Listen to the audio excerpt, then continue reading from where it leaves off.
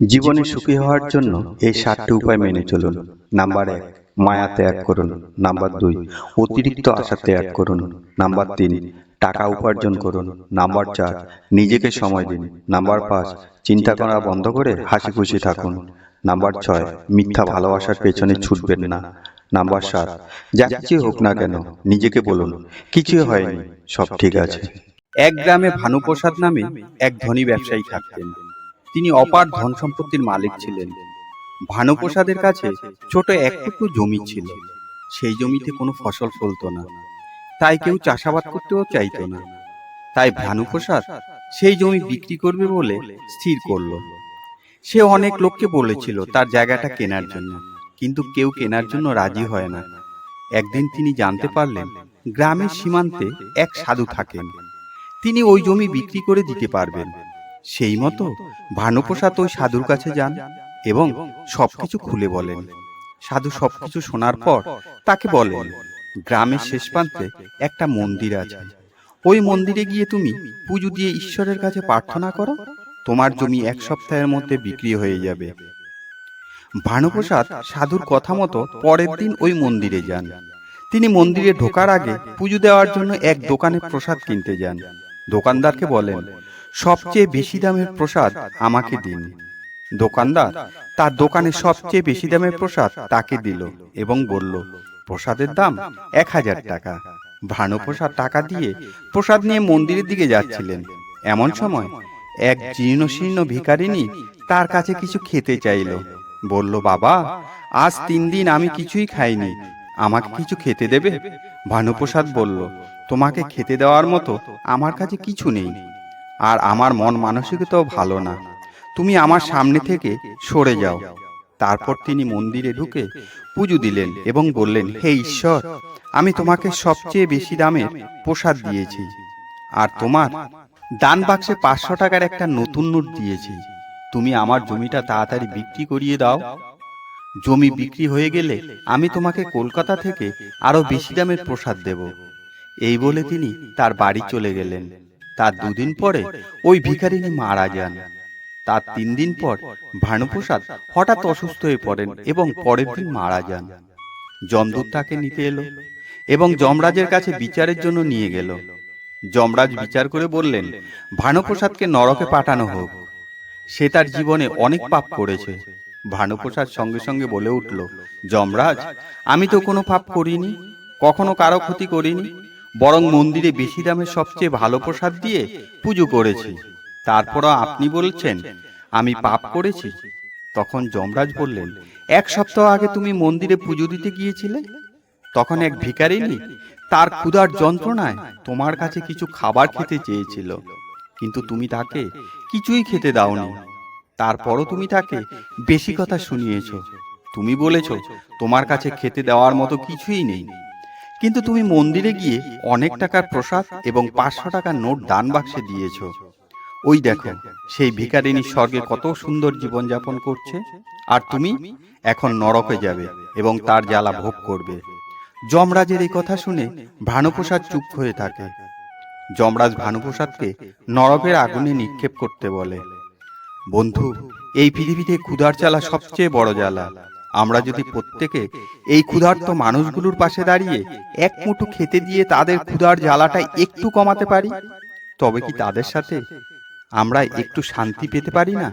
তবে আসুন, আজ থেকে আমরা প্রতিজ্ঞা করি, এমন ক্ষুধার্ত মানুষের মুখে ২ মুঠো খাবার তুলে দেব। আমরা মানুষ হয়ে যদি মানুষের পাশেই না দাঁড়াতে পারি, তবে কি আমরা ভানুপ্রসাদের মতো মানুষ হব? একবার এক গরিব লোক ১ টাকা জমা করে বড় একটি বাড়ি তৈরি করলো। লোকটি খুবই পরিশ্রমী ছিল। বেশ কয়েক বছর ধরে ১ টাকা করে জমিয়ে বাড়ি তৈরি করবে বলে। কারণ কি, তার ছোট পরিবারটি ঝুপড়ি থেকে বড় বাড়িতে থাকতে পারে। এরপর গৃহপ্রবেশের জন্য খুব ভালো একটা দিন স্থির করলো।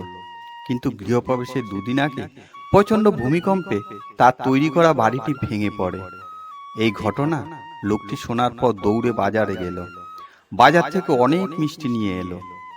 এসে শোনে ভাঙা বাড়ির সামনে দাঁড়িয়ে থাকা লোকগুলো বলে, লোকটির সব আশা ভেঙে গেল। তার সাথে ঈশ্বর খুবই খারাপ কাজ করেছে। কত কষ্ট করে এক এক টাকা করে জমিয়ে বাড়ি তৈরি করেছে। সে ওই মিষ্টিগুলো সবার মধ্যে ভাগ করে দিতে লাগলো। এটা দেখে উপস্থিত সকল লোক অবাক হয়ে গেল। তার এক বন্ধু তাকে বলল, কি ব্যাপার, তুমি কি পাগল হয়ে গেছো? তোমার সারা জীবনের উপার্জন শেষ হয়ে গেল আর তুমি সবাইকে মিষ্টি খাওয়াচ্ছ? এরপর লোকটি হেসে হেসে বলল, ও বন্ধু, এ ঘটনা তুমি খারাপ চোখে দেখছো? এর জন্য তুমি আর ভালো দিকটা দেখতে পাচ্ছ না? আমি এর জন্য ঈশ্বরকে ধন্যবাদ জানাই। বন্ধু বলল, সত্যি বন্ধু, তুমি পাগল হয়ে গেছো। লোকটি বলল, দেখো বন্ধু, বাড়িটি যদি দুদিন পর ভেঙে পড়তো তাহলে আমি, আমার স্ত্রী, ছেলে মেয়ে সকলেই মরে যেতে পারত। একবার ভেবে দেখো তো, আমার কত বড় ক্ষতি হতো। আমরা বেঁচে আছি, কিন্তু যেহেতু বেঁচে আছি, বাড়ি আমি আবার বানাতে পারবো। কিন্তু যদি কারো জীবন চলে যেত তাহলে আমি কি তা কখনো টাকা দিয়ে ফিরিয়ে আনতে পারতাম? লোকটির কথা শুনে ওখানে উপস্থিত মন খারাপ করা সকলেই হাসতে লাগলো। তারা বুঝতে পেরেছে এই কঠিন কথাগুলো কত সহজে বলতে পেরেছে। বন্ধু, এই গল্প আমাদের জীবনে এই শিক্ষা দেয় যে সুখ দুঃখ পরস্পর একের পর এক আসতে থাকবে ও আবার চলেও যাবে। এর জন্য কখনো ভেঙে পড়ে চলবে না। যখন আমাদের জীবনে সুখ দুঃখ আসে তখন আমরা আনন্দ অনুভব করি, আবার যখন দুঃখ আসে তখন কষ্ট অনুভব করি। এগুলো কখনো আমাদের ইচ্ছার উপর নির্ভর করে না। আমাদের কঠিন পরিস্থিতিতে ধৈর্য ধরতে হবে। কখনো কখনো আমরা ধৈর্য হারিয়ে ঈশ্বরের উপর দোষারোপ করতে থাকি। তখন আমরা শুধু দুঃখটাই দেখতে পাই। এই দুঃখের কথা ভাবতে ভাবতে আমাদের মধ্যে যে সুখ শান্তিটুকু থাকে তাকেও হারিয়ে ফেলি। এই সময় আমাদের ভালো দিকটা চিন্তা করতে হবে। যদি খারাপ দিকটা চিন্তা করি তবে আমরা আরো ভেঙে পড়ব। যদি খারাপটা বেশি পরিমাণে ভাবতে থাকি তাহলে আমাদের জীবনে আরো খারাপ ঘটনা পরপর ঘটতে থাকে। খারাপ চিন্তা ভাবনা আমাদের দুঃখের আসল কারণ হয়ে ওঠে, আর সফলতা এখানেই শেষ হয়ে যায়। এর জন্যই আমরা যদি কোনো কারণে দুঃখ পাই তাহলে আমাদের প্রধান কাজ হবে সবসময় ভালো চিন্তা ভাবনা রাখতে হবে। আর আপনি পরিশ্রম করতে সমর্থ হলে তাহলে আপনি এই সমস্যা থেকে অবশ্যই বেরিয়ে আসতে পারবেন। ধৈর্য রাখতে হবে, আবার সাথে সাথে পরিশ্রমও করতে হবে। যেমন আগের গল্পে লোকটি গরিব ছিল, কিন্তু সে পরিশ্রমে সমর্থ। পরিশ্রমের উপার্জন নষ্ট হয়ে যাওয়ার পরও সে খুশি ছিল, কারণ সে জানতো পরিশ্রম করে সে আবার উপার্জন করতে পারবে ও নতুন আরেকটা বাড়ি তৈরি করতে পারবে। এই জন্যই শুভ ভাবনা সব সময় রাখুন। সুখের সময় কখনো অহংকার করবেন না, আবার দুঃখের সময়ও ভেঙে পড়বেন না। এটা ভাবুন, সুখ যেমন তাড়াতাড়ি চলে গিয়েছে, দুঃখও তেমনি তাড়াতাড়ি চলে যাবে। সুখ ও দুঃখ কোনোটাই আমাদের হাতে নেই। যেটা আমাদের হাতে থাকে না তার প্রতি ধ্যান কেন দেব? যদি আপনার হাতে কিছু থাকে সেটা হলো পরিশ্রম। এই জন্য আপনি আপনার পরিশ্রমের উপর ধ্যান দিন। যে ব্যক্তির ধ্যান তার কাজের উপর দেয় সে ব্যক্তির মন কখনো খারাপ চিন্তা ভাবনায় থাকে না। এই জন্যই ওই ব্যক্তির জীবনে যা ঘটে ভালোই কিছু ঘটে। আশা করি এই গল্প থেকে আপনারা অনেক কিছুই জানতে পারলেন। ভিডিওটি শেষ পর্যন্ত দেখার জন্য আপনাকে অসংখ্য ধন্যবাদ। ভিডিওটি যদি ভালো লাগে তাহলে লাইক করুন, কমেন্ট করুন, শেয়ার করুন এবং সাবস্ক্রাইব করে পাশে থাকুন। ভিডিওটির মধ্যে কোনটি আপনার কাছে সবথেকে বেশি ভালো লেগেছে সেটা কমেন্ট করে জানান।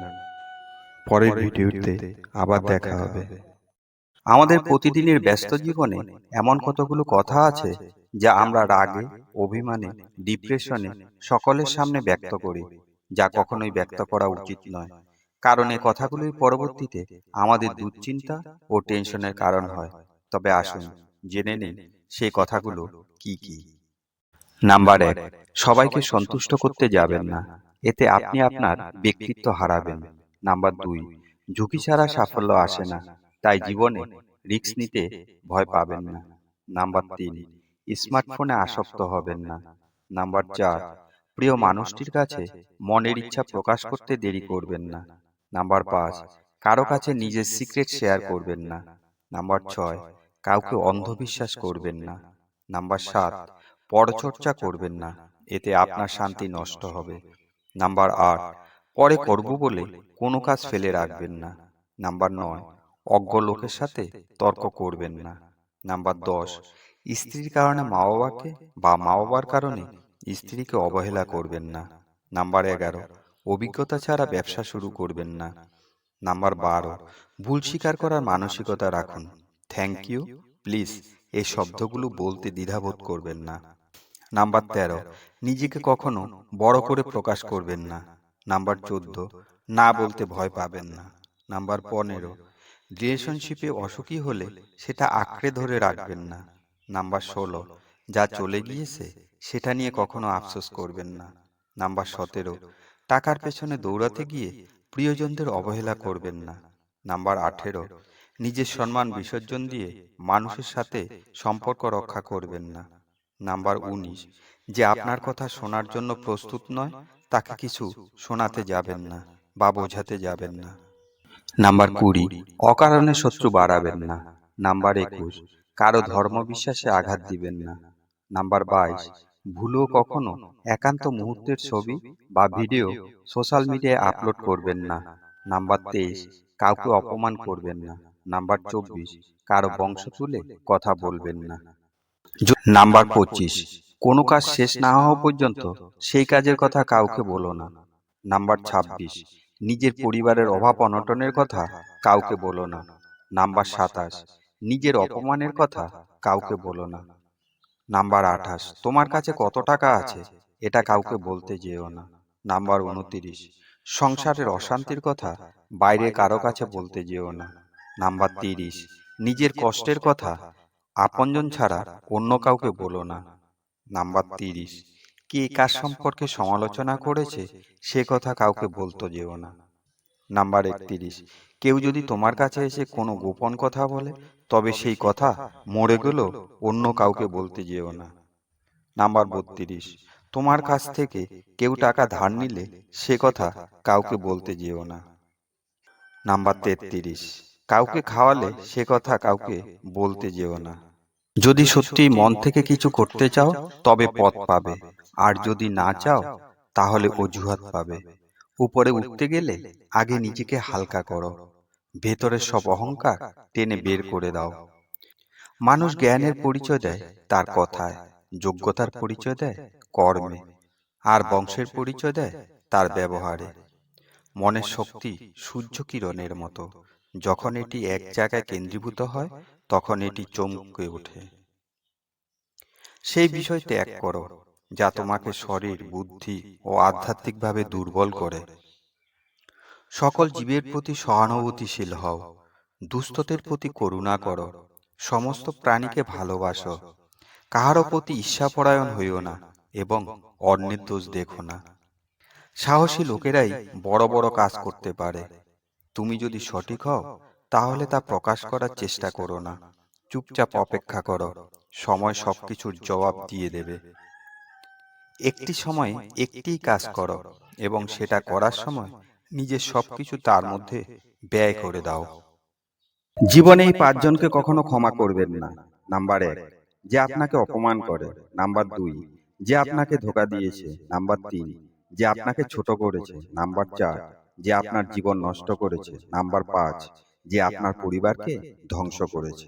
ভিডিওটি শেষ পর্যন্ত দেখার জন্য আপনাকে অসংখ্য ধন্যবাদ। ভিডিওটি যদি ভালো লাগে তাহলে লাইক করুন, কমেন্ট করুন, শেয়ার করুন এবং সাবস্ক্রাইব করে পাশে থাকুন। ভিডিওটির মধ্যে কোনটি আপনার কাছে সবথেকে বেশি ভালো লেগেছে সেটা কমেন্ট করে জানান।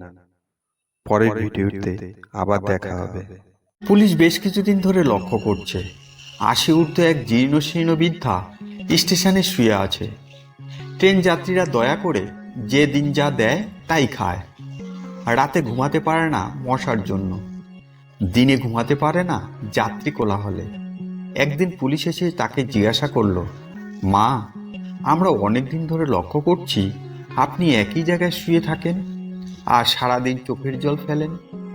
বৃদ্ধা উত্তর দিল, না বাবা, আমার কিছুই হয়নি। তোমার মেসো 20 বছর আগে মারা যাওয়ার পর একা ছিলাম তো, তাই বাড়িতে আর ভালো লাগছে না। পুলিশ জিজ্ঞাসা করলো, মা, আপনার বাড়ি কোথায়? বৃদ্ধা উত্তর দিল, বাবা, আমি তো অনেক দূরে থাকি, কিন্তু ঠিকানা মনে নেই। পুলিশ বলল, আপনি ঠিকানা মনে করে বলুন, আপনাকে আপনার বাড়িতে পৌঁছে দিয়ে আসি, আপনার সব ব্যবস্থা করে দিয়ে আসব। বৃদ্ধা বলল, না বাবা, আমি এখানেই খুব ভালো আছি। পুলিশ বলল, আপনার কোনো সন্তান নেই? বৃদ্ধা বলল, আছে তো, তবে তারা এখানে থাকে না, অনেক দূরে থাকে, কাজের ব্যস্ততায় আমার খোঁজ নিতে পারে না। পুলিশ বলল, তাহলে তার ফোন নাম্বার দিন, সে এসে আপনাকে নিয়ে যাবে। বৃদ্ধা বলল, বাবা, আমার তো নাম্বার জানা নেই, একটা ফোন ছিল, তাও নষ্ট হয়ে গেছে। তৃতীয় ব্যক্তি বলল, মাসিমা, আপনি এখানে কেন? কি করে এলেন? কখন এলেন? পুলিশ বলল, আপনি এনাকে চেনেন নাকি? তৃতীয় ব্যক্তি বলল, হ্যাঁ চিনি তো, মাসিমার বাড়ি আমাদের বাড়ির পাশে, আমরা একই পাড়ায় থাকি। পুলিশ লোকটিকে জিজ্ঞাসা করলো, আপনার পরিচয় কি? তৃতীয় ব্যক্তি বলল, আমি একটি সরকারি অফিসে চাকরি করি। পুলিশ লোকটিকে জিজ্ঞাসা করলো, আপনি বৃদ্ধা সম্পর্কে কি জানেন বলুন। তৃতীয় ব্যক্তি বলল, মাসিমার এক ছেলে, খুব বড় অভিনেতা, তার টাকা পয়সার কোনো অভাব নেই, বলতে পারেন কোটিপতি। বৃদ্ধা পুলিশকে বলল, না বাবা, এগুলো কিছুই না, আমার ছেলে খুব ভালো, আমাকে কোনো অযত্ন করে না। তৃতীয় ব্যক্তি বলল, মাসিমা, আপনি আমাকে চুপ করাতে পারবেন না, আমি সব কিছুই বলবো। পুলিশ বলল, বলুন, আপনি যা জানেন সব কিছুই বলুন। তৃতীয় ব্যক্তি বলল, মাসিমার ছেলে বাড়িতে থাকে না, মাসিমার দেখাশোনা তো দূরের কথা, কোনো খোঁজ খবর পর্যন্ত নেয় না। 5 কাঠা জমির উপর বিশাল বাড়িতে মাসিমা একাই থাকতেন। কিছুদিন আগে বাড়িতে এসে মাসিমাকে বলে বাড়ি বিক্রি করবে। মাসিমা বারণ করে, এটা তোর বাবার স্মৃতি, আমি যতদিন বাঁচব ততদিন এই বাড়িতেই থাকব, আমি মরার পর বিক্রি করবি। ছেলে মাসিমার কথা না শুনে তাকে বাড়ি থেকে বের করে দিয়েছে, বাড়িতে তালা দিয়ে দিয়েছে। পাড়ার লোক মাসিমার কথা জিজ্ঞাসা করায় বলে তার বোনের বাড়ি বেড়াতে গিয়েছে। পুলিশ তৃতীয় ব্যক্তি থেকে ফোন নাম্বার নিয়ে ছেলেটিকে ফোন করে এবং বৃদ্ধাকে বাড়িতে পৌঁছে দেয় এবং ছেলেকে কোর্টে চালান করে। বিচারক বলল, মা বলুন, আপনার কি অভিযোগ আছে? বৃদ্ধা বলল, জজ সাহেব, আমার ছেলের বিরুদ্ধে আমার কোনো অভিযোগ নেই, সে সামান্য ভুল করেছে, তাকে ছেড়ে দিন। বিচারক বলল, না মা, একে শাস্তি না দিয়ে ছেড়ে দিলে একই কাজ আবার করবে। বৃদ্ধা বলল, জজ সাহেব, গতকাল ছেলেকে পুলিশ নিয়ে আসার পর আমি সারা রাত ঘুমাতে পারিনি, কিছু খেতে পারিনি, ওকে মুক্তি না দিলে আমি মরে যাব, ওকে মুক্তি দিন। বিচারক বলল, হ্যাঁ মা, অবশ্যই মুক্তি দেব, তবে রায় ঘোষণার পর। বিচারক রায় দিলেন, বৃদ্ধা মা যতদিন বেঁচে থাকবে ততদিন বৃদ্ধা মার স্থাবর অস্থাবর সম্পত্তি যা কিছু আছে কেউ বিক্রি করতে পারবে না। এমনকি বৃদ্ধা মাকে যদি দেখাশোনার যত্ন না করে তবে পুলিশ যে কোনো সময় তাকে গ্রেপ্তার করতে পারবে এবং যাবজ্জীবন কারাদণ্ড ভোগ করতে হবে। এই গল্প থেকে আমরা যে শিক্ষা অর্জন করতে পারি, নাম্বার 1, মা বাবা কখনো চান না তার সন্তান কষ্ট পায়। নাম্বার 2, প্রশাসন খারাপ নয়, আমাদের উচিত তাদের সহযোগিতা করা। নাম্বার 3, মা বাবার সাথে যে সন্তান খারাপ ব্যবহার করবে তারা কখনো সুখী হতে পারে না। ভিডিওটি শেষ পর্যন্ত দেখার জন্য আপনাকে অসংখ্য ধন্যবাদ। ভিডিওটি যদি ভালো লাগে তাহলে লাইক করুন, কমেন্ট করুন, শেয়ার করুন এবং সাবস্ক্রাইব করে পাশে থাকুন। ভিডিওটির মধ্যে কোনটি আপনার কাছে সবথেকে বেশি ভালো লেগেছে সেটা কমেন্ট করে জানান। পরের ভিডিওতে আবার দেখা হবে।